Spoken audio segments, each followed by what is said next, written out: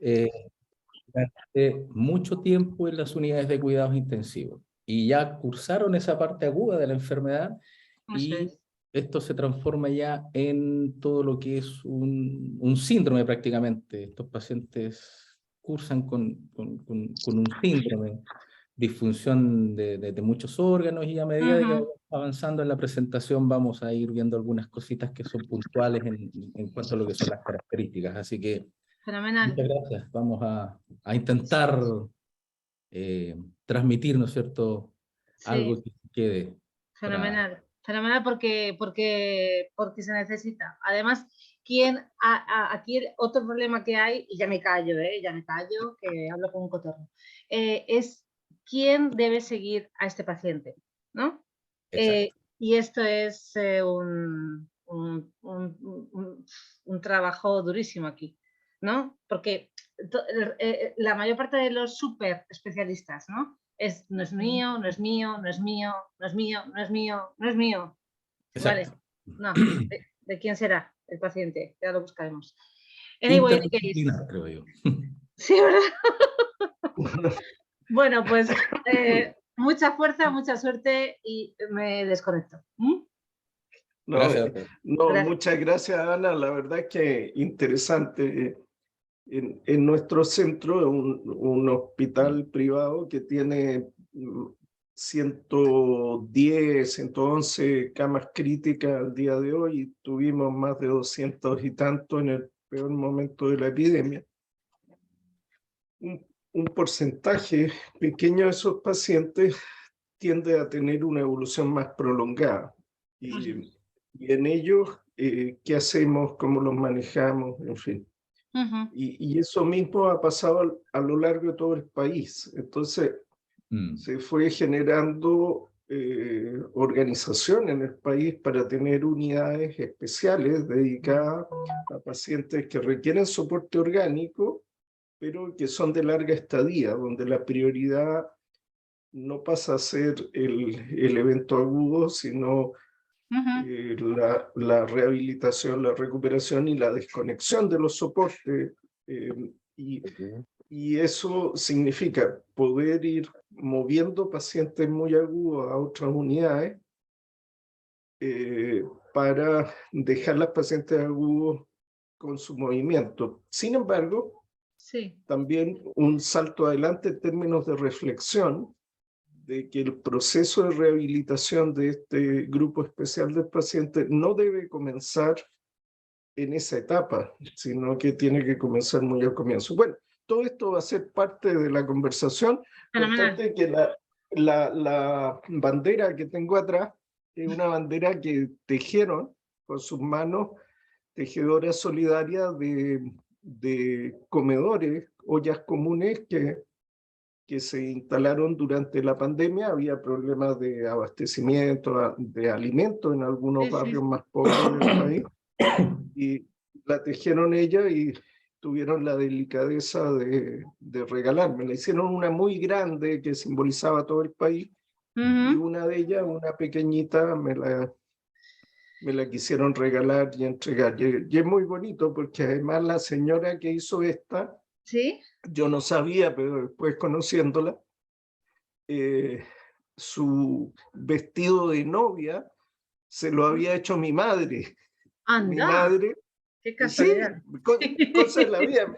Mi Sí, madre sí. era costurera y ella le había hecho el vestido de novia a ella cuando se casó, así que la vida da círculo y uno Sí. se reencuentra. Pero con esa Bueno, historia, Sebastián todavía da más valor a esa bandera. Y sí, sí. ya no digo más. Muchas gracias. Dale, vale. Bueno, ya se han cumplido los minutos de espera. Estamos 83 profesionales conectados y tenemos el agrado de tener con nosotros al doctor José Santander. El doctor José Santander es emergenciólogo, es originario de Calama, en el norte del país, una familia que ha trabajado en la salud por largos años, muy querida y conocida en la región, y que se formó en medicina de urgencia en otro lugar del país, que es en la zona de la frontera, en Temuco, en el sur de Chile. Y posteriormente hizo su especialización en medicina crítica en la Universidad Andrés Bello, en Santiago. Actualmente está haciendo un magíster, un posgrado en paciente geriátrico, además continuando su estudio. Y el tema que nos ocupa hoy día es un tema por sí desafiante, como ya planteó de manera muy inteligente la doctora Ana Naya. Con ustedes, José Manuel Santander. Muchas gracias, doctor. ¿Se escucha bien, cierto? Perfecto. Muchas gracias por la presentación. Muchas gracias por las palabras también de la colega. Y sí, como comentábamos al principio, ¿no es cierto?, en esta conversación, efectivamente, este tipo de paciente, el paciente crítico crónico, representa un desafío actualmente, ¿ya?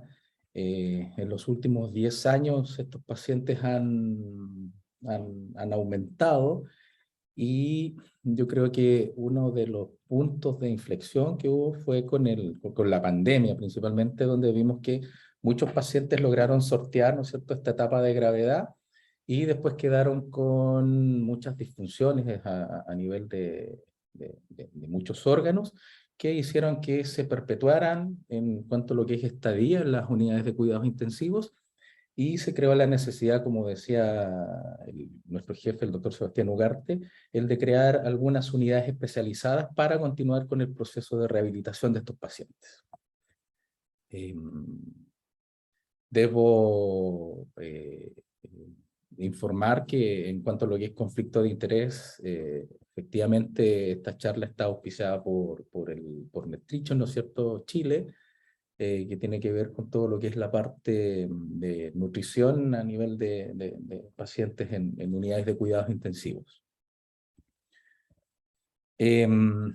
Bueno, en medicina todo evoluciona, como en todos los ámbitos de la vida. Entonces, esta evolución del ser humano, la evolución de la sociedad, ¿no es cierto?, y de la medicina en cuanto a lo que son las técnicas, ¿no es cierto?, que utilizamos para atender a nuestros pacientes, crearon este tipo de pacientes, ¿ya? En el sentido de que donde fuimos mejorando nuestras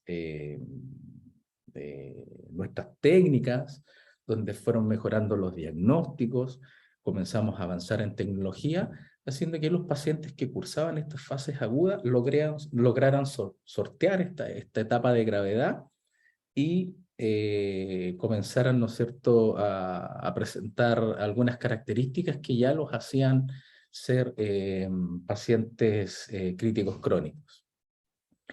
Este concepto de enfermedad crítica crónica, como decíamos, surge principalmente de aquí, de las poblaciones de pacientes en unidades de cuidados intensivos. Sabemos que el perfil epidemiológico de este tipo de pacientes tienen un alto costo desde el punto de vista personal, desde el punto de vista familiar, desde el punto de vista social. Estos pacientes que fueron creados en estas unidades de cuidados intensivos, cuando logran rehabilitarse después de 90, 120 días, ¿no es cierto?, que estuvieron en este tipo de unidades, el principal desafío es el que tienen que volver a insertarse dentro de una sociedad. Y sabemos que la sociedad actualmente no está preparada para recibir a este tipo de pacientes. Es un mundo que es poco amigable, disculpen que lo diga así, con este tipo de pacientes, que a lo largo de la presentación vamos a ver que se hacen dependientes muchas veces de terceras personas. Dentro de las definiciones que vamos a ver más adelante, la mayoría de estos pacientes requieren de ventilación mecánica, y la mayoría de ellos van a resultar con esta dependencia que va a ser persistente de terceras personas. Entre un 5 y un 10% de los pacientes que presentan falla respiratoria aguda se van a convertir en pacientes críticos crónicos, ¿ya? La sobrevida a un año en este grupo de pacientes llega a ser en promedio entre un 40 y un 50%. Como decíamos, el número de pacientes se ha duplicado en la última década y se estima que continuará de igual forma, ¿no es cierto?, con el correr de los años. Debemos recordar que dentro de este grupo de pacientes no solamente se toma muchas veces se creía que solamente desde la esfera geriátrica se producía este tipo de pacientes. No, estamos viendo que pacientes jóvenes, ¿no es cierto?, pacientes 35, 40 años, muchas veces producto principalmente de grandes accidentes desde el punto de vista traumático, se prolongan en relación a estadías en unidades de cuidados intensivos. Y lo otro que tenemos que tener presente es la transición que está ocurriendo a nivel mundial, que es este envejecimiento progresivo de la población, que en algún punto, ¿ya?, nos va a llevar a tener presente este tipo de... hay una cámara, hay un micrófono prendido por ahí, creo.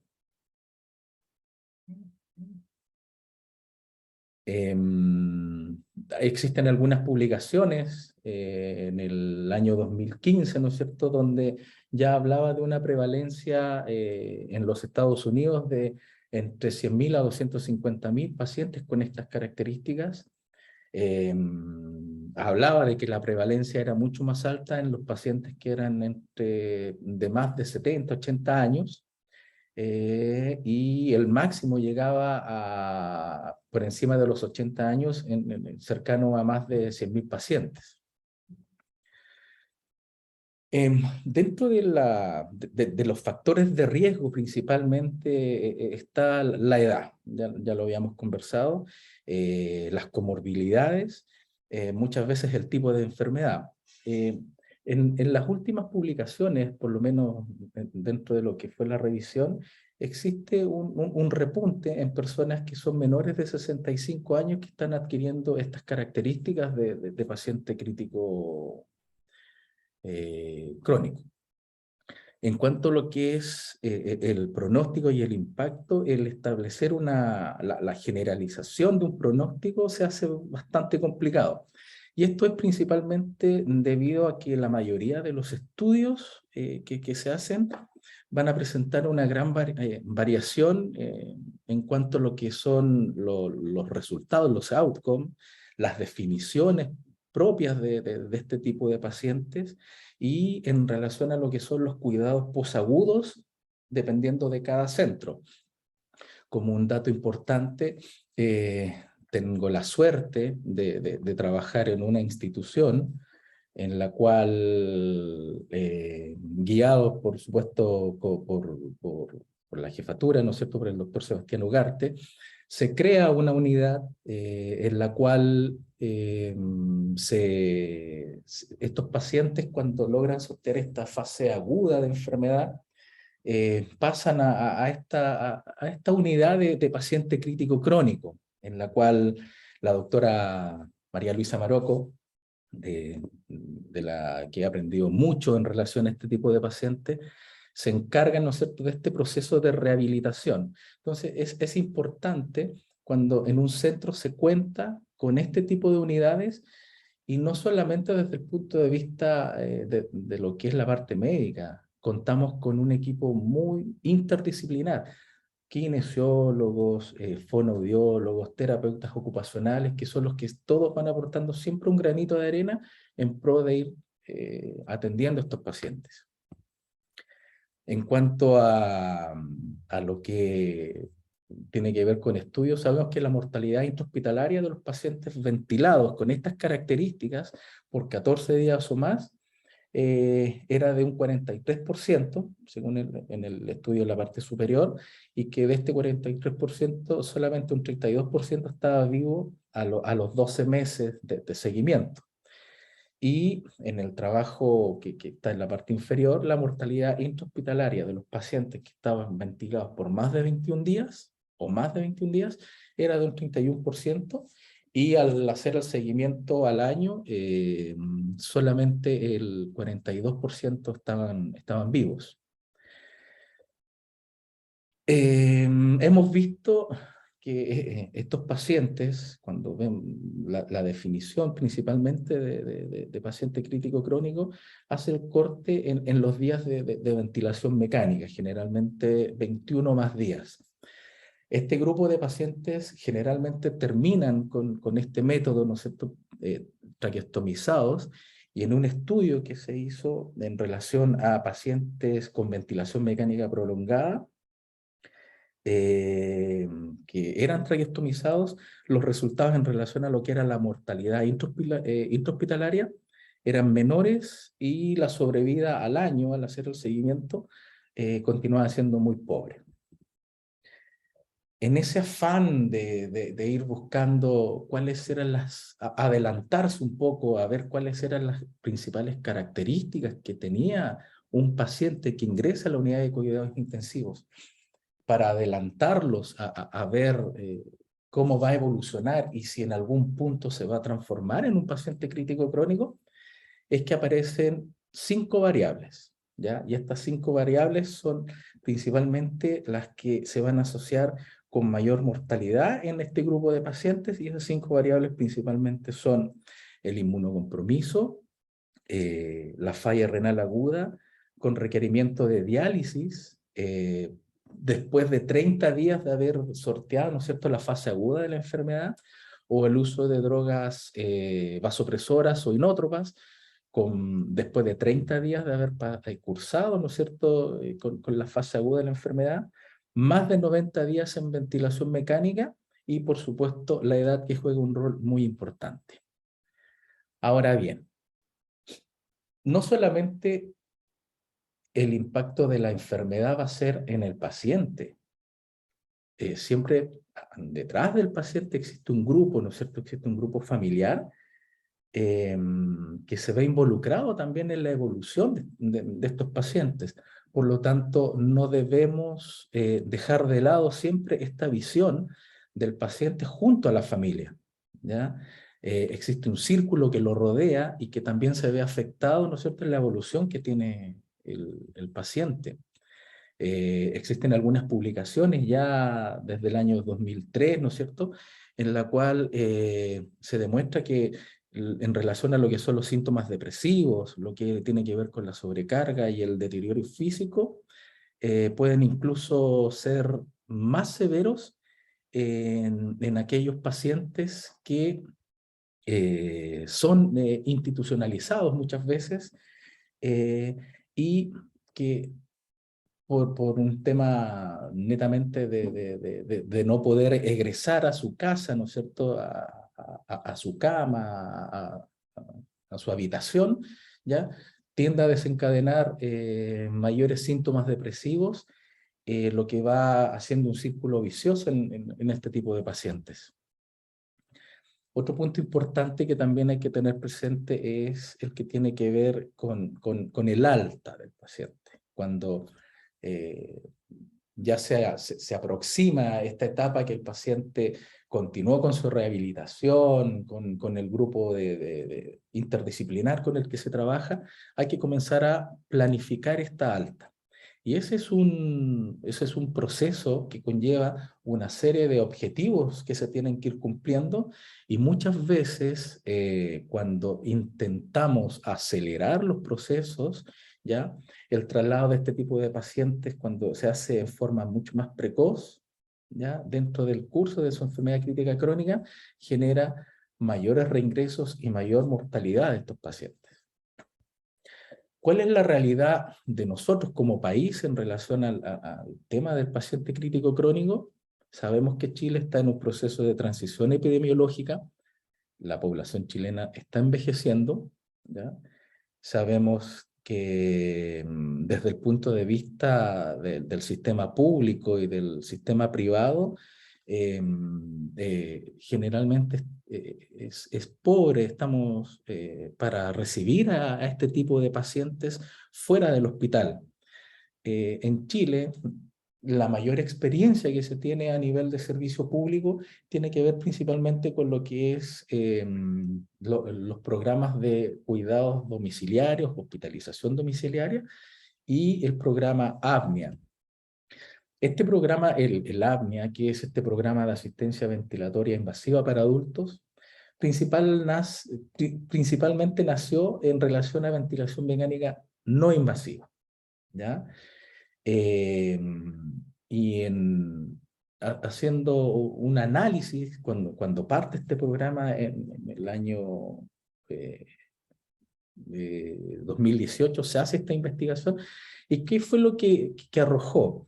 Principalmente que la edad media de los pacientes que ingresan a este programa, ¿ya?, son personas de más de 60 años, ¿ya?, que cerca del 89% de estos pacientes ya presentaban alteraciones funcionales, que el 55% de las personas ingresadas en este programa ya tenían actividades básicas de la vida diaria muy limitadas.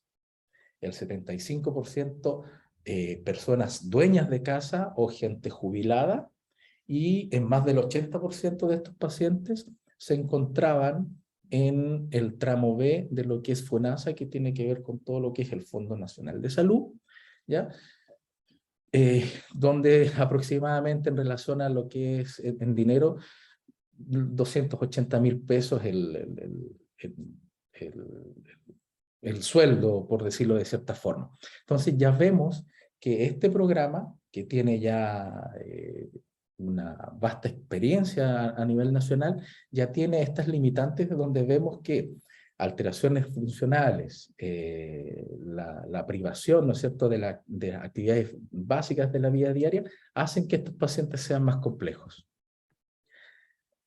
En cuanto a lo que es la brújula, ¿no es cierto?, el sentido que tenemos que tener, ¿quiénes son los pacientes que están en riesgo de desarrollar esta condición de paciente crítico crónico?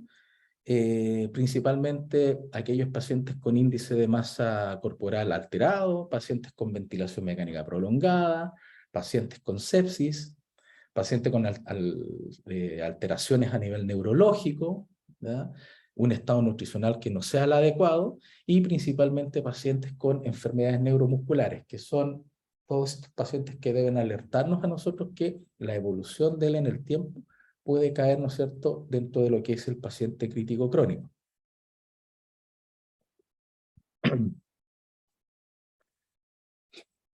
El término de paciente crítico crónico nace por ahí por el año 80, ¿no es cierto?, de 1985, para describir a este tipo de pacientes que sobrevivieron al episodio agudo inicial de la enfermedad crítica, pero que permanecieron dependientes de forma persistente de las unidades de cuidados intensivos. Dentro de lo que es el aspecto fisiopatológico que conlleva esta entidad, debemos entender que esta condición es un estado de inflamación sistémica y es persistente. Y generalmente se va a asociar con alteraciones en relación a lo que es la respuesta desde el punto de vista endocrinológico y a un proceso de inmunosupresión que se va perpetuando en el tiempo, ¿ya? Como logramos observar en la lámina, dentro de lo que es la fisiopatología, de la progresión desde la etapa aguda a la de enfermedad crítica crónica, vemos que en cuanto a la enfermedad aguda, esta se va a caracterizar por la presencia de una respuesta inflamatoria que es significativa y va a provocar, por supuesto, la activación de todo este eje hipotálamo-hipófisis, ¿ya? La resolución de este proceso inflamatorio generalmente da como resultado la curación y la restauración, por supuesto, de la actividad neuroendocrina. Ahora, si la inflamación no se logra resolver, la enfermedad persiste, ¿ya? La enfermedad va a persistir en el tiempo y va a conducir al desarrollo, por supuesto, de un agotamiento de esta respuesta neuroendocrina, con la aparición, por supuesto, de la enfermedad crítica crónica. hay un rol muy importante que cumplen estos mediadores inflamatorios en la enfermedad crítica crónica. Que van a ser, existen publicaciones que de estos mediadores inflamatorios, muchos van a ser capaces de atravesar la barrera hematoencefálica y van a ser capaces de provocar esta disfunción a nivel cerebral por daño endotelial y mayor generación de neurotransmisores. Ahora, en cuanto a lo que es la debilidad muscular, también existen publicaciones en las que se ha visto que la neuropatía y la miopatía que se provocan en estos pacientes también está mediada en gran parte por el rol de estos mediadores inflamatorios. En cuanto a lo que es el tratamiento generalmente de estos pacientes, hasta ahora no existe un tratamiento específico para la enfermedad crítica crónica. Existen algunas aproximaciones, por supuesto, al tratamiento que surgen principalmente de algunos estudios que son descriptivos, que son de algunos centros que son únicos, y de la extrapolación que hacen de sus datos, ¿ya? Ahora, dentro de lo que son las estrategias terapéuticas que van a ser seguras, cuando el paciente ingresa en las unidades de cuidados intensivos, tal vez sea el de implementar una combinación, ¿no es cierto?, de conductas que tiendan a prevenir la progresión de una enfermedad aguda,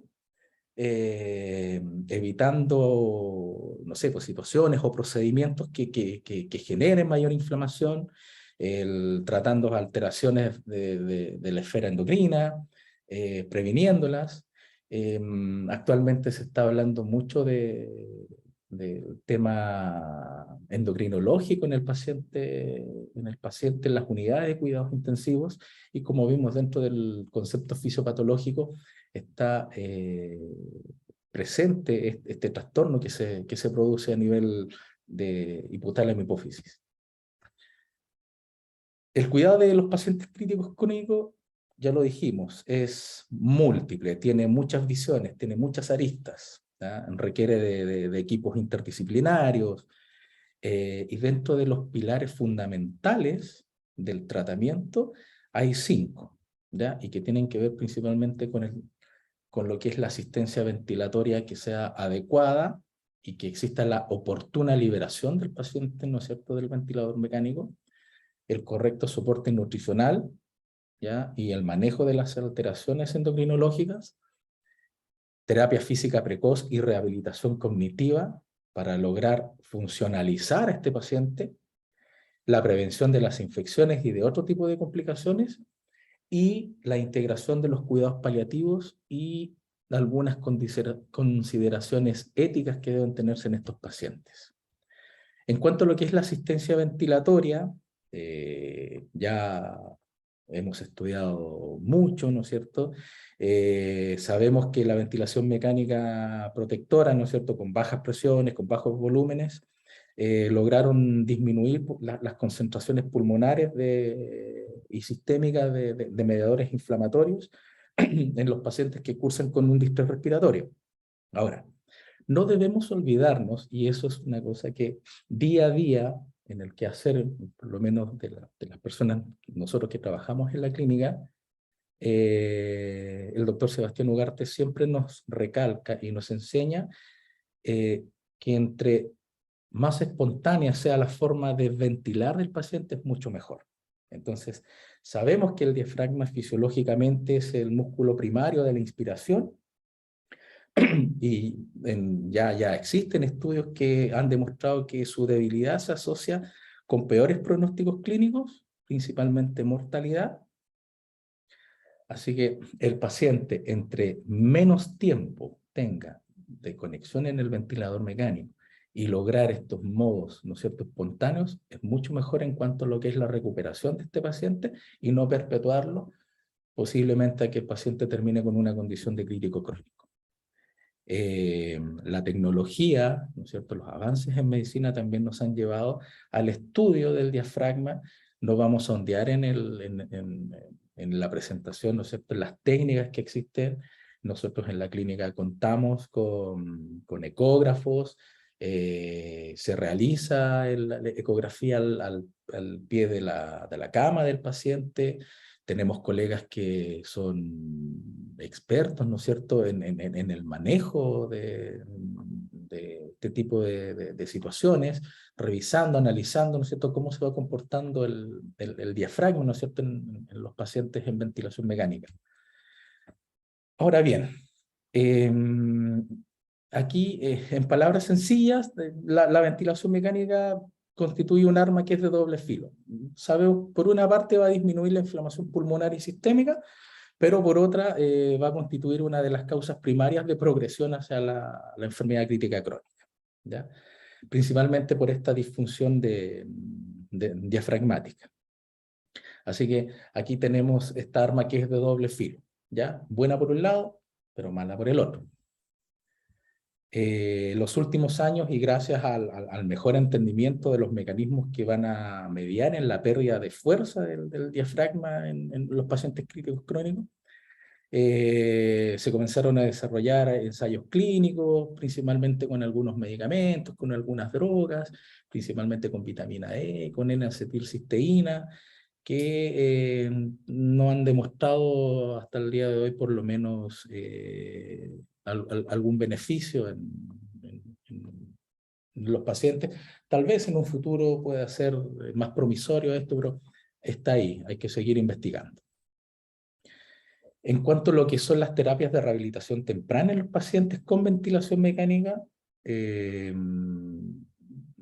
sabemos que el reducir los niveles de mediadores inflamatorios, citoquinas, ¿no es cierto?, quimioquinas, logran aumentar el número de días libres del ventilador mecánico, se acorta el delirio en los pacientes y además se promueve la recuperación y la independencia funcional de ellos.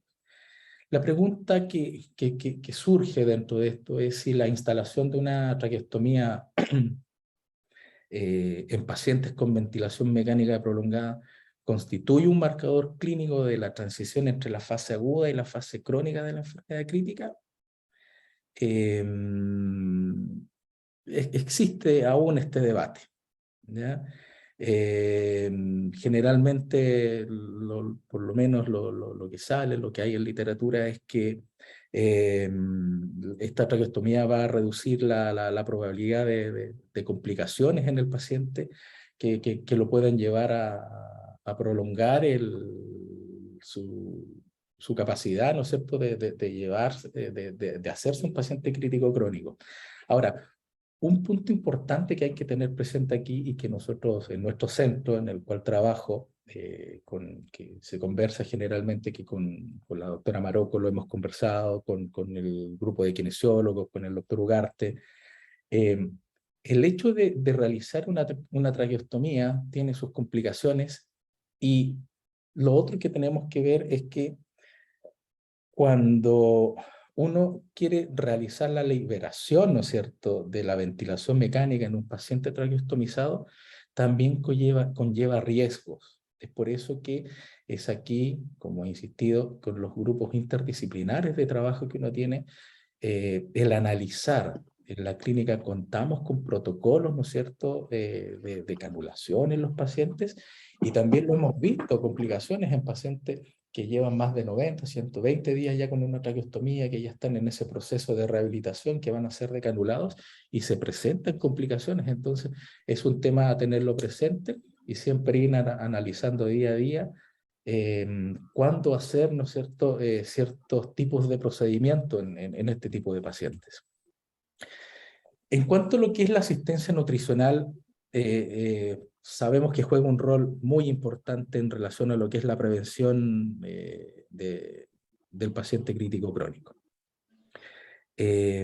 Sabemos que en cualquier paciente crítico va a ser imprescindible el contar con una evaluación nutricional, y esta evaluación nutricional muchas veces, se tiene que llevar a cabo, ¿no es cierto?, por personal idóneo, y todos los días se tiene que ir evaluando la condición del paciente, ¿ya? Para eso existen, ¿no es cierto?, sabemos los gold estándar en relación a la valoración de estos pacientes. Sabemos que la calorimetría indirecta es el gol estándar, ¿no es cierto?, en estos pacientes. No vamos a sondear, por supuesto, en calorimetría, pero en el centro donde trabajo contamos con calorimetría. La doctora Jocelyn Santos, la doctora María Luisa Maroco, que son expertas en este campo, ¿no es cierto?, en sus unidades trabajan codo a codo, trabajando y viendo, haciendo las mediciones en pro, por supuesto, de los pacientes. Como habíamos comentado en un par de láminas más atrás, la ultrasonografía del músculo esquelético como una herramienta para valorar el estado nutricional de los pacientes. En particular, sabemos que es un examen barato, o sea, relativamente de bajo costo, no hay actividad, no hay radiación de por medio, ¿ya?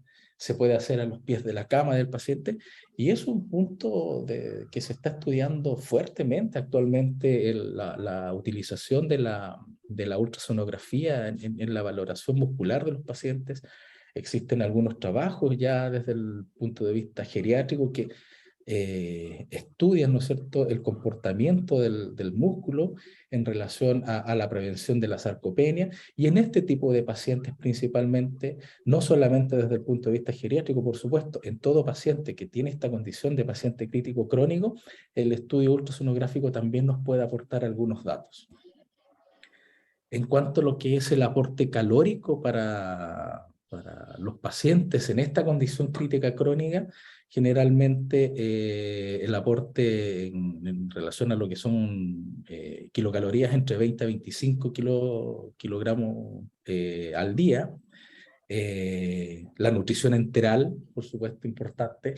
Sabemos que si partimos nutrición en el paciente, las primeras 24, 48 horas de haber ingresado, evitamos una serie de complicaciones en los pacientes, principalmente lo que tiene que ver con mantener la morfología, ¿no es cierto?, la funcionalidad de los enterocitos, y de prevenir lo que es la translocación bacteriana. En cuanto a lo que es el aporte de proteínas en este tipo de paciente, entre 1 a 1.2 gramos kilogramo peso día, que incluso podemos llegar, por supuesto, a 1.5, a 2 gramos, que es lo que muchas veces tenemos que ir analizando día a día y haciendo el seguimiento en relación a lo que es función hepática, función renal, etc.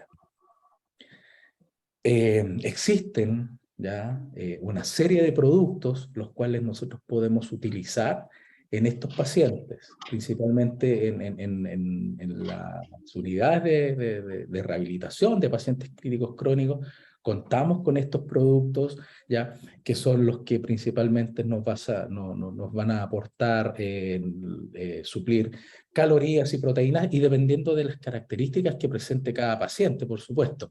En algunos casos, si tenemos que utilizar en pacientes que tengan cierto grado de restricción de volumen, ¿no es cierto?, pero vamos a aportar calorías y proteínas, tenemos la gama de productos del ProChupSac. Y otra cosa que tenemos que tener importante, que los pacientes no solamente cursan con alteraciones desde el punto de vista de lo que es la desnutrición calórico-proteica. También estos pacientes cursan con otras entidades, diarreas crónicas, ¿ya? Y lo otro importante, que estos pacientes también muchas veces, las lesiones que se provocan a nivel de la piel, también son un gatillante para que se prolonguen en estadía estos pacientes. Es ahí cuando dentro de la gama de productos por parte de lo que es Medtronic, tenemos el Vanatrol, ¿no es cierto?, en relación a los pacientes que cursan con estos episodios de diarrea que se prolongan en el tiempo, y en los pacientes que tienen estas lesiones que son a nivel de piel, también existen productos en esta gama, ¿no es cierto?, como el Argimed, que son principalmente que ayudan a favorecer lo que es la cicatrización de los tejidos. Entonces, tenemos un grupo de pacientes que sufren de desnutrición calórico-proteica, pero también tenemos el grupo de pacientes que cursan con otras entidades, como dijimos, las lesiones en la piel, o lo que tiene que ver con estos cuadros de diarrea prolongada. En cuanto a lo que es el seguimiento, ¿no es cierto? Cómo tenemos que ir monitorizando la nutrición en el paciente, ya tenemos que ir viendo la tolerancia, generalmente el hacer un balance nitrogenado que sea periódico, ¿ya? Nosotros día a día, en las visitas de servicio, en las visitas técnicas, aparte de hacer la evaluación completa, por supuesto, de todas las noxas del paciente crítico, se hace una evaluación nutricional, se conversa junto con el equipo de nutricionistas, ¿ya? Cómo se va, si el paciente está logrando cumplir los aportes de calorías, de proteínas, etcétera, ¿ya? Pensar también la gastrostomía. Debemos recordar que aquí los pacientes críticos crónicos generalmente terminan con una gastrostomía, ¿ya? La gastrostomía, por supuesto, no exenta de complicaciones. Todo acto en medicina tiene cosas buenas y cosas malas. Y otro punto importante dentro de lo que es el, el seguimiento de los pacientes con esta entidad de paciente crítico crónico es el control glicémico estricto. Sabemos que la hiperglicemia provoca, ¿no es cierto?, mayores complicaciones en los pacientes, entonces las hipoglicemias. Entonces, el control que se hace desde el punto de vista de lo que es el control glicémico siempre tiene que ser estricto. Dentro de las alteraciones, dentro de lo que son las alteraciones desde el punto de vista neurológico, sabemos que la mayoría de los pacientes con estas características, paciente crítico crónico, sufren de una disfunción neurocognitiva que muchas veces es grave, y existen algunos estudios en que el déficit neurocognitivo a los 6 meses de egresado de estos pacientes es cercano al 80%. Así que es un punto importante a tener presente en cuanto a lo que son los tratamientos, las terapias que se realicen para prevenir, ¿no es cierto?, estos cambios desde el punto de vista neurológico. Y uno de esos cambios que siempre lo conversamos con los colegas, con las jefaturas, es la prevención del delirio, del dolor, ¿ya? Existen los protocolos, en la clínica tenemos protocolos, principalmente en cuanto a lo que es el manejo del delirio, el manejo del dolor. Uno de los factores de riesgo más reconocidos para este tipo de condición del delirio es, lo sabemos, el uso de la pseudoanalgesia. Y aquí particularmente las benzodiazepinas, que juegan un rol muy importante en el desarrollo de delirio. Por lo tanto, el lograr reducción en el uso de este tipo de medicamentos, principalmente las benzodiazepinas, parecen ser un objetivo primordial en la atención de estos pacientes. Por supuesto, todo se evalúa día a día, se conversa, se analiza, ¿ya?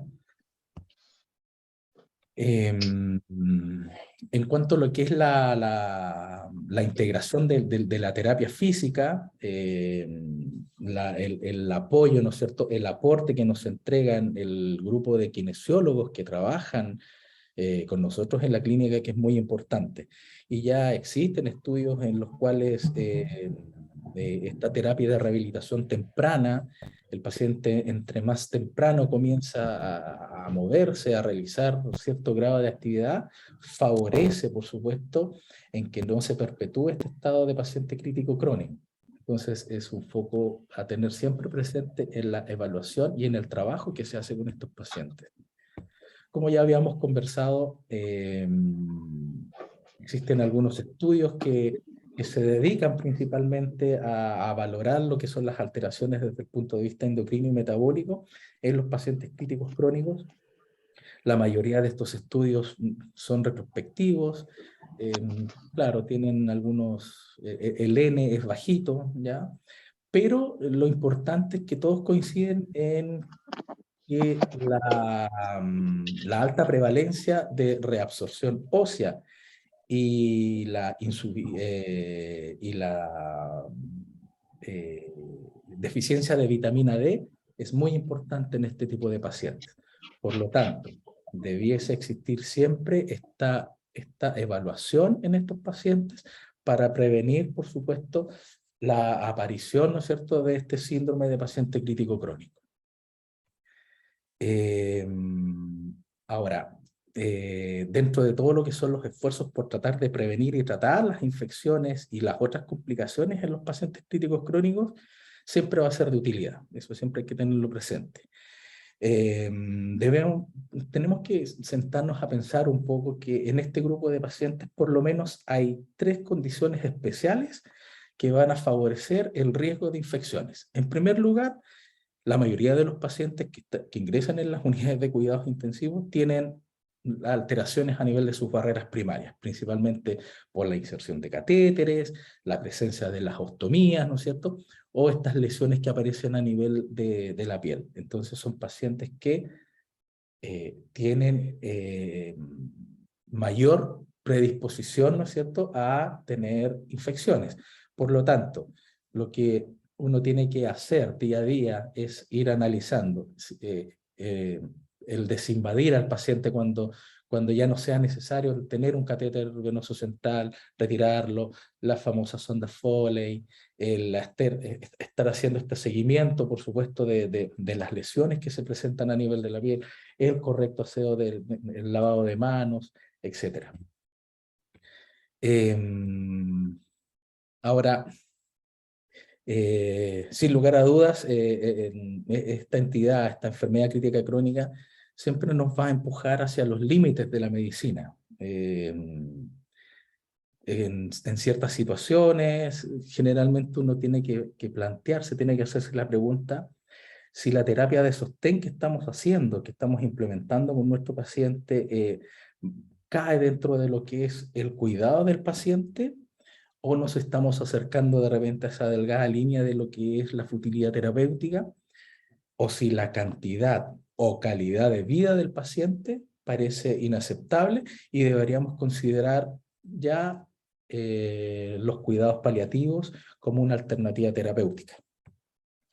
Es en este punto donde generalmente es de vital importancia el ofrecerle al paciente, y no solamente al paciente, al principio conversábamos, al grupo familiar, a las personas que rodean a este enfermo, la posibilidad, ¿no es cierto?, de cuidados paliativos, ¿ya? Que le van a proveer, ¿no es cierto?, de dignidad, alivio de su sufrimiento durante lo que es esta etapa que muchas veces se perpetúa, y hemos visto pacientes, ¿no es cierto?, más de 200 días en estas unidades. Entonces, siempre hay que plantearse un poquito eso. Yo creo que no siempre las respuestas a estas preguntas son fáciles, ¿ah? Particularmente si no tenemos las directrices, no los anticipamos, ¿no es cierto?, a ver cuando un paciente puede terminar siendo un paciente crítico crónico. Yo creo que no debemos olvidarnos que uno de los pilares fundamentales, de los pilares básicos que nosotros tenemos en medicina de urgencia, en medicina intensiva y en todo ámbito de la medicina, creo yo, es el primum non nocere. Lo primero es no hacer daño. En general, la mayoría de los pacientes en esta etapa de paciente crítico crónico muchas veces no son capaces de tomar decisiones con respecto a su futuro. Los familiares muchas veces se ven emocionalmente involucrados. Existe estos rasgos depresivos que hay que tenerlos presentes, ¿ya? Por lo tanto, muchas veces el aporte que puede ofrecer tal vez los comités de ética son de vital importancia. Así que, a modo de conclusión, estos pacientes es una nueva entidad de pacientes, ¿ya? Como decíamos al principio, cuando estábamos antes de partir la charla, lo que conversamos con el doctor Ugarte, con la doctora, claro, nosotros como emergenciólogos, como médicos intensivistas, estamos preparados, ¿no es cierto?, para el reanimar, ¿no es cierto?, en la fase aguda, pero no estábamos preparados para esta gran cantidad de pacientes. Y es así como con el correr del tiempo hemos ido aprendiendo mucho. Como recalcaba recién, tengo la posibilidad de trabajar en una clínica que cuenta con una unidad, ¿no es cierto?, de paciente crítico crónico. Siempre, todos los días conversamos, la doctora María Luisa Maroco, que siempre ha sido un aporte en estos pacientes, manteniéndonos siempre en cuanto a lo que es la actualización, ¿ya? Así que eso quería compartir con ustedes. Espero no haber tratado de aclarar algunas cosas, así que eso, no sé si hay alguna inquietud, algo para que podamos conversar. Ok, gracias, José. Te pido si puedes dejar de compartir pantalla y invitamos a los participantes si desean hacer preguntas o comentarios. José había retenido la tos todo lo posible. Les juro, no sé cómo, pero bueno. Está José Luis Sufán, él es kinesiólogo, terapista respiratorio y con una amplia dedicación al área de neurocrítico. Adelante, José Luis. Muy buenos días, doctor Ugarte, buenos días, doctor Santander. José Luis, buenos días. No quiero dejar pasar la oportunidad como kinesiólogo. Bueno, primero felicitarte, José Manuel. Creo que ha sido muy clara, ordenada y académica tu presentación. Y no quiero dejar pasar la oportunidad porque es un tema que es bien transversal respecto a quienes nos hemos dedicado a estudiar también el área de debilidad adquirida en pacientes críticos. Si se ponen a pensar, hay muchos conceptos que son bien transversales y los rescatamos y destacamos al tiro. En primer lugar, quiero y aprovecho siempre estas oportunidades donde hay mucha audiencia de que nosotros como equipo de terapia física y respiratoria de Clínica Indisa tratamos de modificar un concepto que ustedes ven en toda la literatura como rehabilitación precoz, y nosotros hablamos de rehabilitación oportuna. Conceptualmente es abismal el cambio de entender que la oportunidad implica varios elementos de seguridad y muchas veces lo temprano se confunde con acciones que van más allá de lo que realmente se debe hacer. Entonces, en ese sentido, nosotros tenemos varios elementos a considerar para definir qué es la acción más relevante para este tipo de pacientes. En algunos casos, cuando se levantan muy precozmente, más allá de tomar algunos elementos de seguridad muy relevantes. Por lo tanto, siguiendo la línea de análisis que hago, yo aplaudo absolutamente a que este tipo de pacientes estén formalmente organizados, técnico-administrativamente, liderados por la unidad de paciente crítico.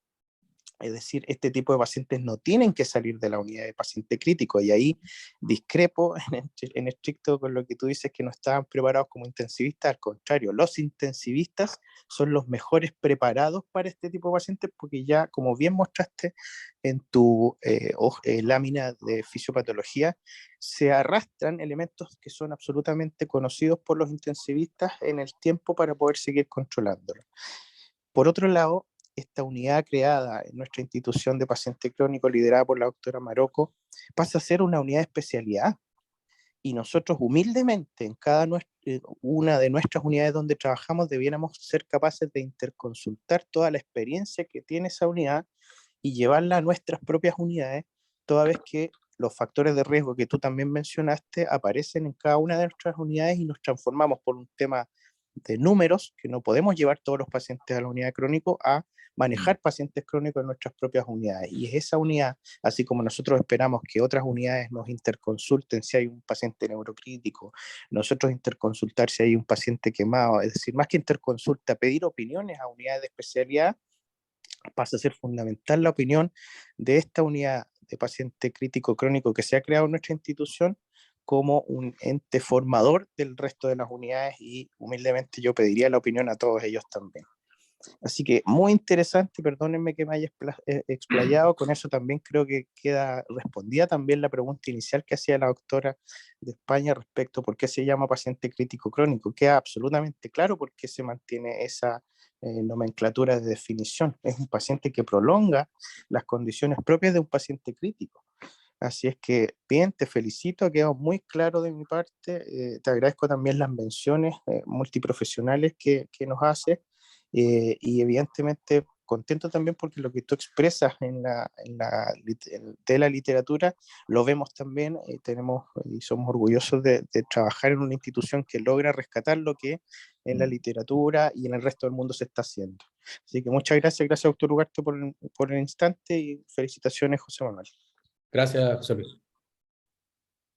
Tenemos una pregunta en el chat de doctora Carolina Correa de Chile, ella es internista e intensivista.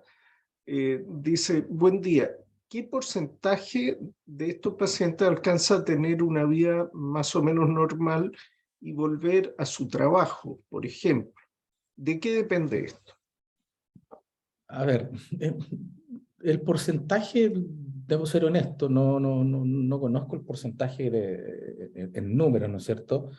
Pero en relación como lo dije en la presentación, yo creo que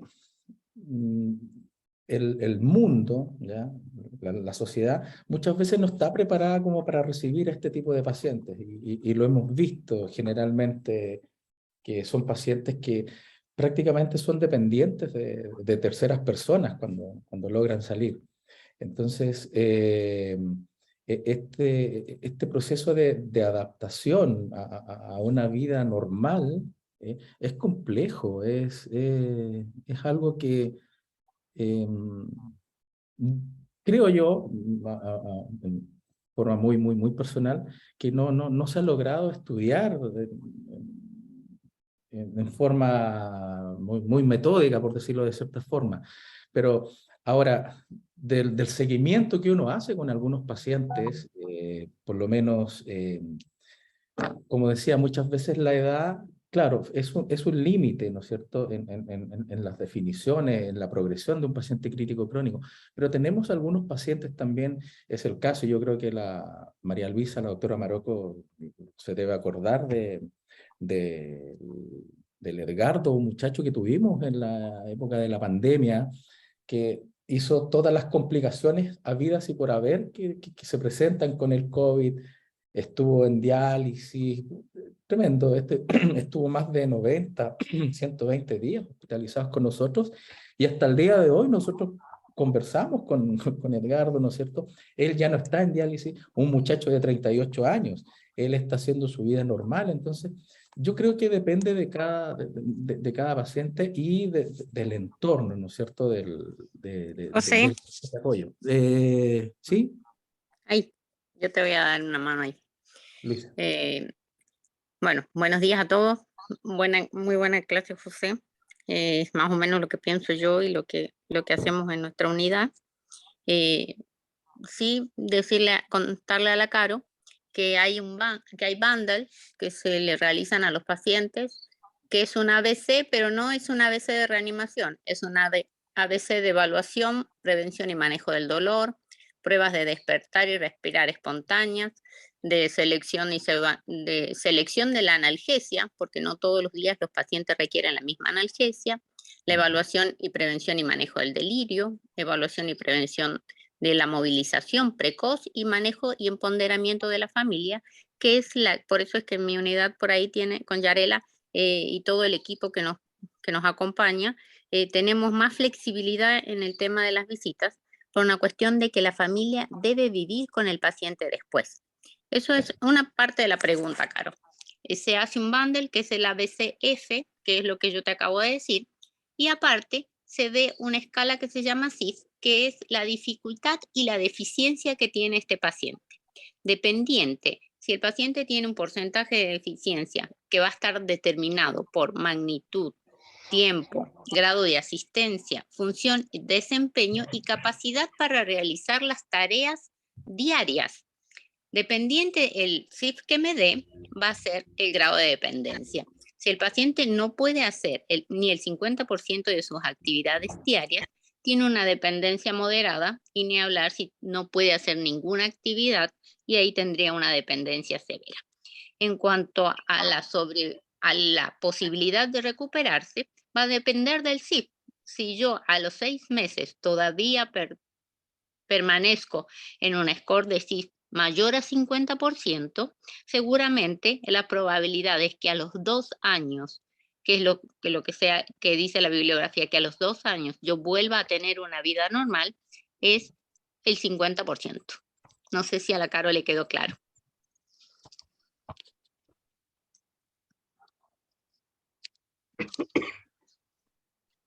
Luisa, ¿y en grupo de población de pacientes de larga estadía o crónicos, tiene algún estudio con estadísticas de qué porcentaje logra a los 2 años estar con una actividad cercana a lo normal?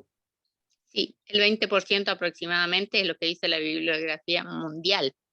No tenemos una escala chilena que deberíamos Nuestra empezar todavía.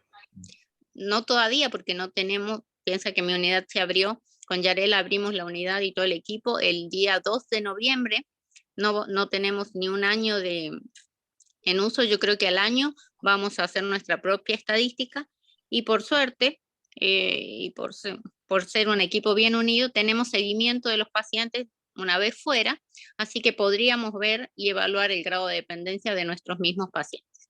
Lamentablemente algunos fallecen, algunos salen con menos o más problemas o comorbilidades o sistemas de soporte, porque acá va a depender mucho de la familia. Por eso es que nuestro ABC no es el ABC de la reanimación, del respira, reanimo, veo la circulación. Nuestro ABC es distinto, es qué clase de dependencia tiene, si la familia lo va a acompañar.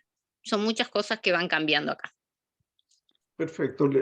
José Luis Ufán publicó la tabla de ABCDEF en el chat. Bueno. Y Carolina Correa dice que sí, que muchas gracias. Ruth Leiva levantó la mano. Adelante, Ruth. Ruth, tiene el micrófono apagado.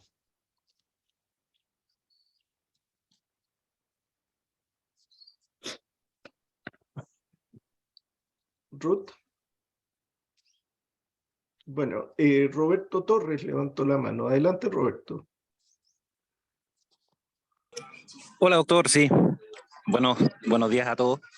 Estoy atento escuchando la presentación, felicitar por la ponencia y hacer también una acotación acerca de quizás los únicos estudios que hemos tenido para poder evaluar la morbimortalidad y sobre todo la función de estos pacientes han resultado después del COVID y en esa población en particular, uno de los factores que más impacta la reintegración del paciente ha sido su nivel de escolaridad previo. Aquellos que tienen niveles de escolaridad más altos han logrado mayor función que aquellos que no. Es uno de los pocos factores que predisponen un poquito a este outcome que lamentablemente a veces se nos tiende a perder un poco. Estamos tan centrados en salvar la vida de los pacientes, usamos todos los recursos disponibles que a veces esta imagen del usuario funcional se nos baja un poquito de lado y terminamos muchas veces teniendo que pagar algunas complicaciones producto de dispositivos o de estrategias para poder salvarle la vida al paciente. Pero de lo que yo he leído, de lo que yo he estudiado, estudios como el IMPACT, que han mostrado en pacientes especialmente COVID, el nivel de escolaridad es uno de los factores más relevantes al momento de la reintegración de estos pacientes. Hay que ver, ese estudio hay que desmarañarlo un poquito más, pero de lo que yo he leído ha sido lo único preponderante para la reintegración. Sí, Muchas ¿puedo gracias. opinar? Adelante, Luisa. Sí, dentro de la evaluación que se hace en la parte de comunicación, se usan índices de eficacia comunicativa que se llaman CETI, y dependiente del nivel de escolaridad, sea nivel básico, nivel superior o ya un post-magíster, es la escala y el score que se usa. Entonces, coincido 100% con el kinesiólogo Torres, porque es así, dependiente.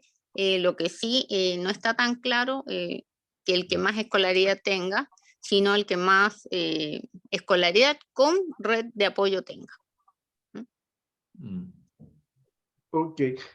tenemos levantada la mano de Ana Navío de España. Cuando hablan de la doctora de España se refieren a la doctora Ana Navío. Adelante, por favor.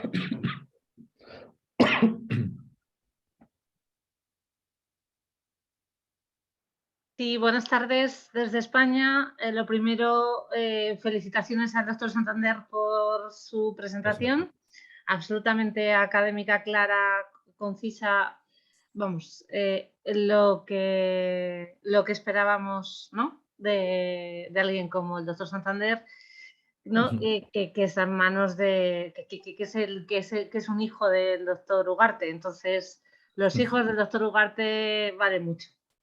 Dicho lo cual, a ver, yo trabajo tanto en urgencias como en cuidados intensivos, según la necesidad. Trabajo en un hospital militar, el hospital militar más grande de España. Y el problema es quién debe de seguir a estos pacientes. La experiencia que tenemos aquí es que el paciente acude a nosotros, o sea, a nosotros, a la UBI, y que hablan con la secretaria de la UBI y que quieren que seamos nosotros, o sea, los médicos que le hemos tratado directamente, quien sigamos su evolución. Problema, disponibilidad, ¿no? Lugar, ubicación, habría que buscar unas consultas, no puedes verle en la UBI o en la sala de información de la UBI, no tiene ningún sentido. Pero es que es un tema de confianza. Yo creo que lo hemos pasado todos muy mal, viendo cómo se nos iban los pacientes, ¿no? Con neumonías, bueno, con fallo multiorgánico, ¿no? Porque es muy parecido a lo que has comentado. José, es una cascada inflamatoria, ¿no? Todo es, ¿no? Interleuquinas y, en fin, es aquellos, cuando ya empieza el waterfall, eso no hay quien lo pare, ¿no? No hay quien lo pare. El asunto está en que un ejemplo que quiero poner y ya termino, es que es Sergio. Sergio ya es un amigo del alma, es un paciente que acudió con todo el respeto y todo el cariño, nos puede pasar a todos, ¿de acuerdo? Yo no soy la que más sabe del mundo, pero tampoco la que menos. Entonces, este paciente acudió 5 veces al servicio de urgencias motivo de consulta disnea.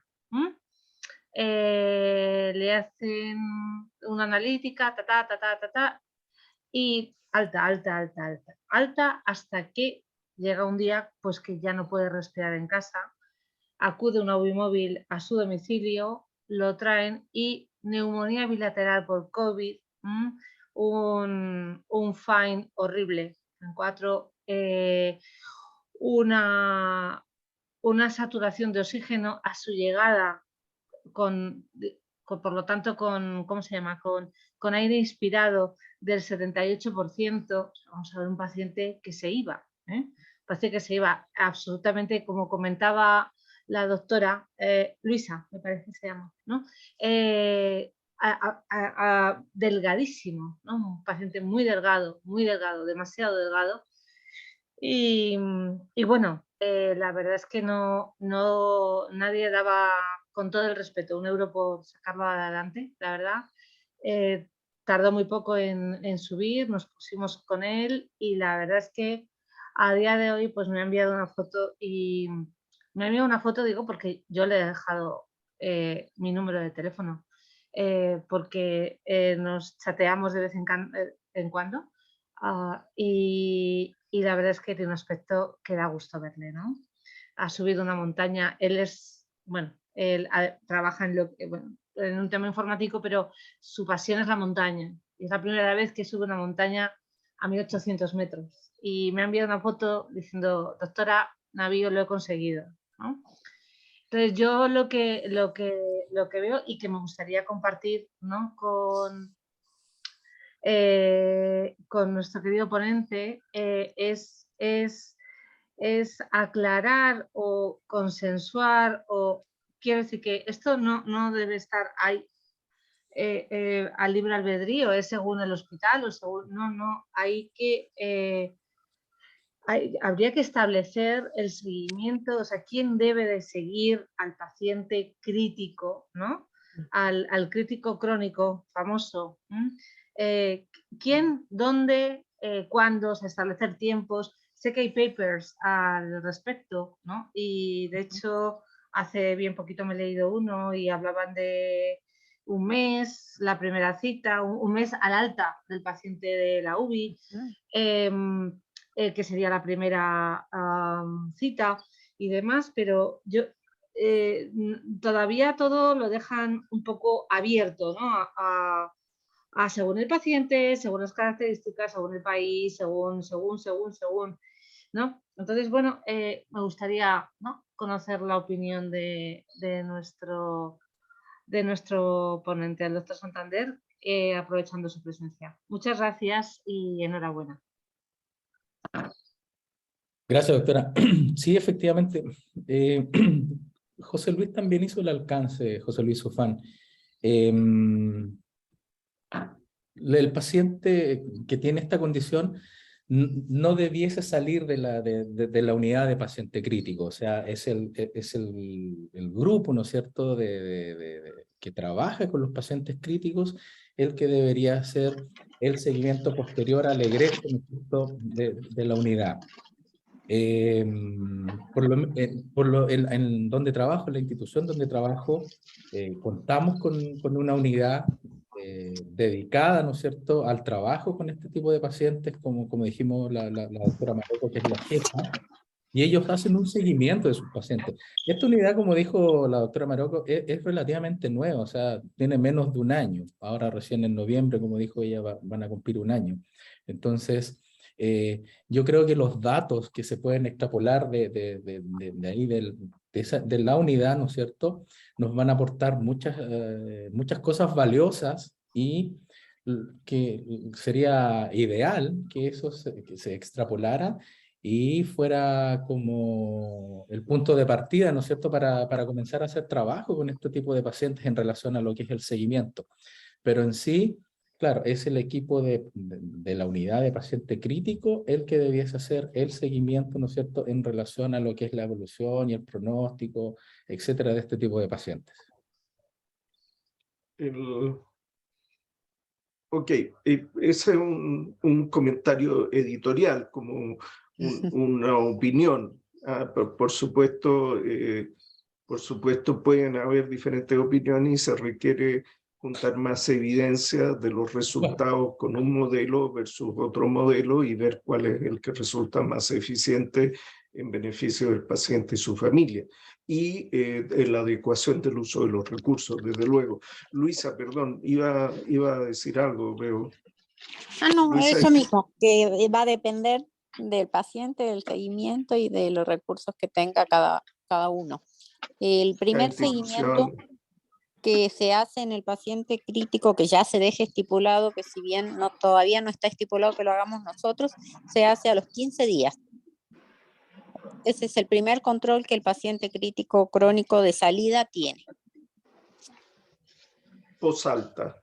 Sí, posalta, ya está estipulado que el primer control, si bien todavía no es con nosotros, que es un nuevo proyecto hacia donde vamos, el primer paciente es con el equipo de fisiatría a los 15 días. Ok, perfecto. Yarila, adelante, por favor. Hola, buenos días. ¿Se escucha bien? Buenos días. Sí, perfecto. Hola, doctor. Doctor Santander, muchas gracias por tratar de resumir todo lo que hacemos en nuestra unidad, que son muchas cosas, son muchos puntos.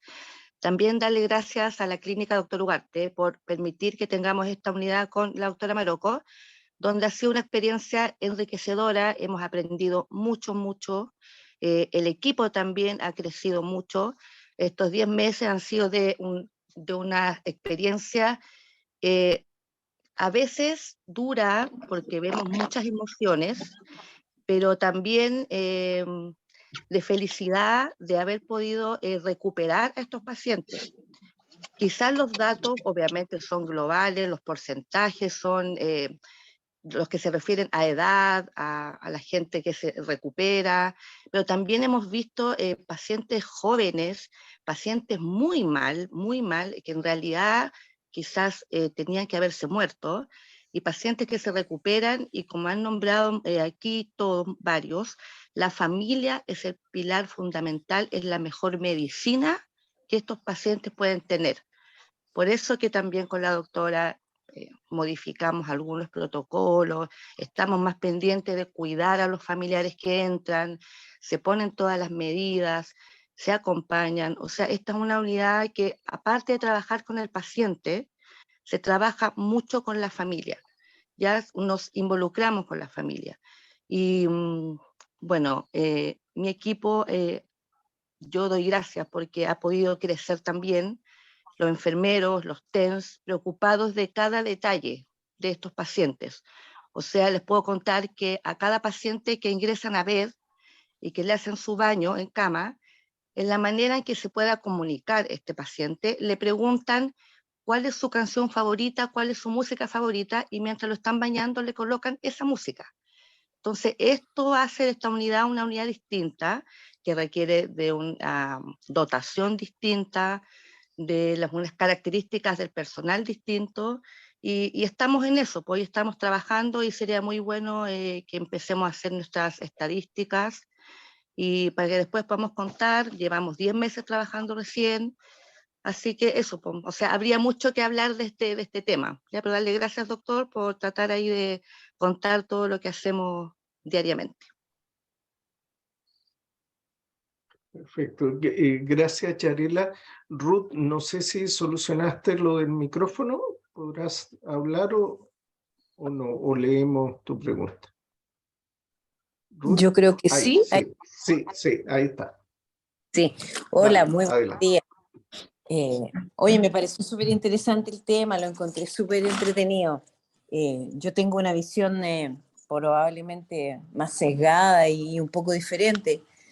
Como jefa subrogante de la UCI del Hospital El Carmen de Maipú, con la pandemia tuvimos que abrirnos hasta hacer cerca de 90 camas en algún minuto, y ahora que ya la pandemia va disminuyendo, hemos ido achicando el número de camas. Incluso el 30 de septiembre nos vamos a quedar con 1/3 menos de cama de la que tenemos ahora.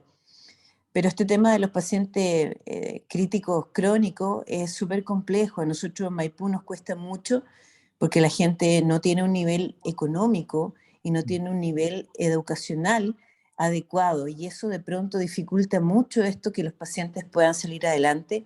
Y como bien decía Luisa y Yarela, es súper importante el apoyo de la familia. Nosotros trabajamos con un asistente social que además está terminando psicología, y eso nos ha ayudado mucho a poder trabajar con estos pacientes críticos crónicos cuando se van de alta, que además, como dijo José Manuel, es un tema que hay que programarlo muy bien porque hay que tener varios puntos en mente. Pero el mundo no está preparado para tener estos pacientes. El sistema público no da abasto económicamente y físicamente para poder tener estos pacientes. Entonces es un tema súper complejo, y a veces pasa que las familias también piden ello, pues nosotros los incorporamos bastante. Ellos a veces piden y dicen, ya cuando ven al paciente en el tercer o cuarto hit inflamatorio, dicen, por favor, no más, porque no lo queremos ver sufrir, pese a que uno le explique y todo, que hemos ido saliendo de grandes peleas y que vamos ganando la batalla. A veces ellos están cansados y están agotados. Pero un tema muy bonito y súper complejo, así que muchas gracias por exponerlo. Gracias, Ruth. Gracias, Ruth. Doctora Leiva, un comentario de la doctora Correa dice: me ha pasado a veces algunos interconsultores, por ejemplo, nefrólogos, no quieren hacer más hemodiálisis a algunos pacientes críticos crónicos, y es bueno tener un score objetivo en estos casos.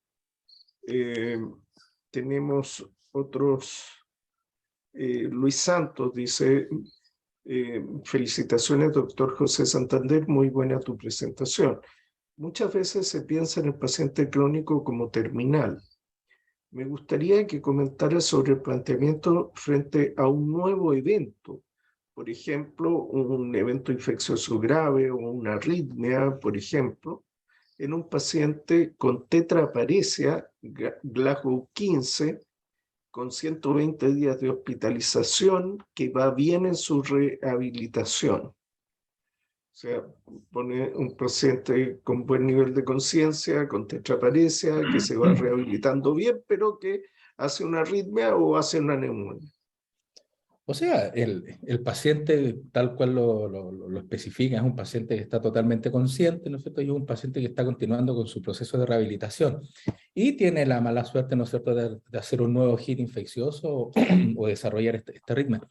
El manejo es el mismo para todo paciente. El tratamiento es igual. O sea, si el paciente hace un nuevo hit infeccioso, ¿no es cierto?, los cultivos, etcétera, y el antibiótico adecuado para el proceso infeccioso. Y en relación a si desarrolla alguna arritmia, tiene que seguir el mismo manejo, o sea, el mismo estudio que está haciendo un paciente que no tenga más de 120 días. Se tiene que estudiar y se tiene que tratar.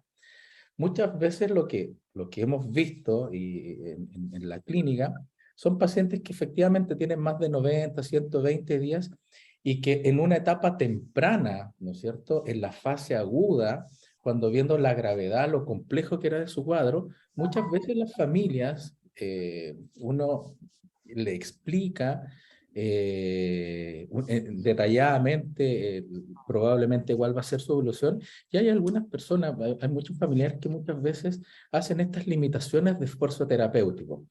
Pero, ¿qué pasa cuando se hace esta limitación de esfuerzo terapéutico? ¿Qué es lo que hemos visto en algunos pacientes?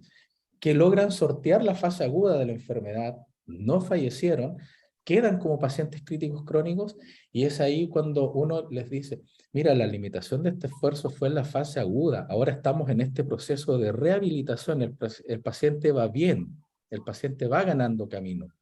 Entonces, yo creo que ahí uno tiene que plantearse, y siempre yo creo que la tónica de la conversación ha sido el entorno del paciente y los familiares.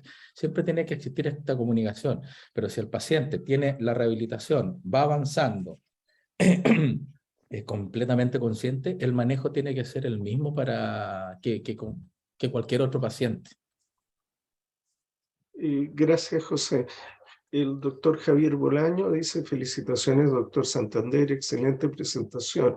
Quisiera preguntarle qué opinión le merece el manejo del paciente con cáncer que ingresa a la UCI y se comporta como un paciente crítico crónico de larga estadía.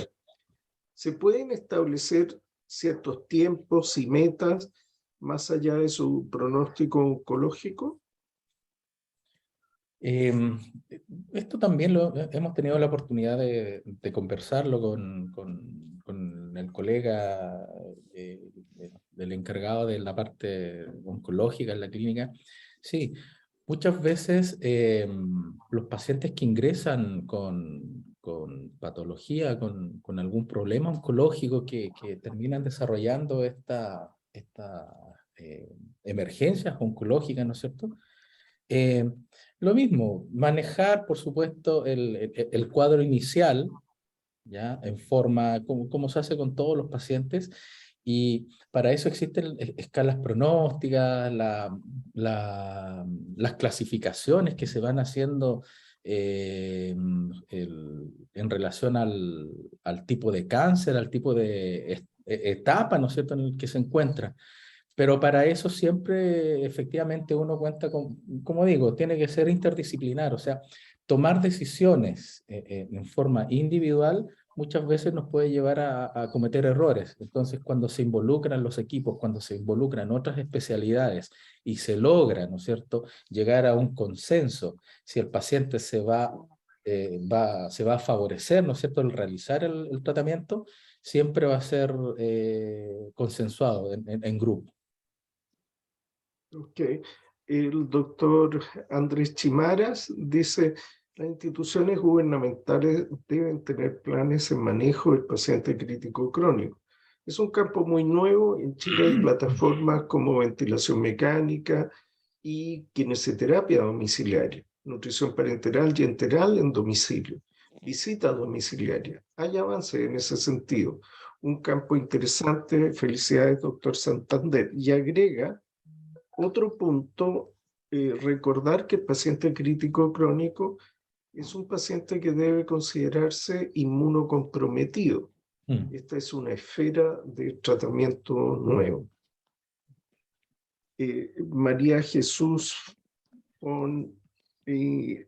Fonsechu dice, buenos días, importantísimo el tema elegido. Alexis dice, muchas gracias al doctor Santander, un tema que siempre le ha apasionado. Un abrazo, amigo, gracias. Gracias, Alexis. Y Ana Navío dice, ¿por qué no armamos un estudio sobre el tema para poder poner una primera piedra en el manejo del paciente crítico crónico? Me parece muy interesante y si se hace un estudio multicéntrico tiene mayor validez externa, ¿no? Se pueden extrapolar más fácilmente los datos, así que quizás podemos establecer contacto con la doctora Navío y con otros de ustedes que pudiesen estar interesados en ir levantando data, información sobre pacientes de larga estadía crónico y su manejo. Sí, nosotros estamos interesados con Yarela y tenemos todos los datos, solo hay que ponerlos en la mesa. Ok. María Jesús, adelante. Buen día. Lamento haber llegado tarde a la presentación, me fue imposible, por eso quería saber si la grababan y la podían reproducir.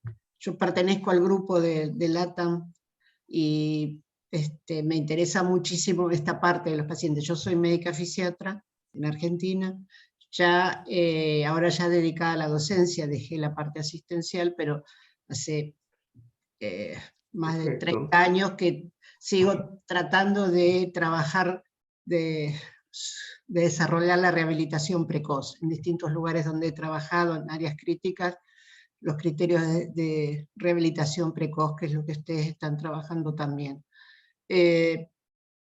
Yo ahora dirijo el posgrado de médicos especialistas en rehabilitación, entonces también me interesa, así que cualquier cosa, si pudiera colaborar, me interesa esta propuesta de armar algo para ver realmente los resultados, o sea, y cualquier cosa cuenten conmigo. Y para armarme la propuesta. Ya no puedo decirles que trabajo porque ya estoy jubilada, pero sí desde el área docente, colaborar en lo que sea. Si nos puede compartir por algún medio de contacto en el chat. Ya se lo paso en el chat. Perfecto. Se lo paso en el chat. Y gracias, doctora, muy bienvenida. Y Alexis Mosquera, si gustas decir la respuesta a la doctora y lo que escribías en el chat. Hola, doctora. Doc, hay mucho ruido porque tenemos una competencia. Estamos cargando las clases en nuestra página de YouTube, en la página de la red intensiva, doctora.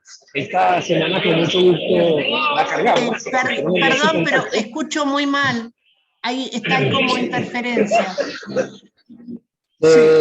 Alexis, yo doy la información. Vale, por favor. Disculpen que el doctor Alexis está en una competencia de natación, es atleta. Le decíamos que estamos cargando la presentación en nuestra ventana de YouTube de la red intensiva. Ahí la vamos a empezar a cargar y vamos a ver si esta sea una de las primeras que cargamos esta semana, ya que ha despertado tanto interés y un interés más alto de lo esperado. Muchísimas gracias.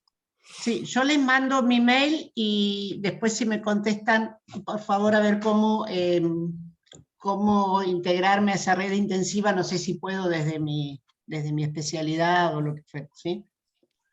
Yo por ahora les mando el mail al chat.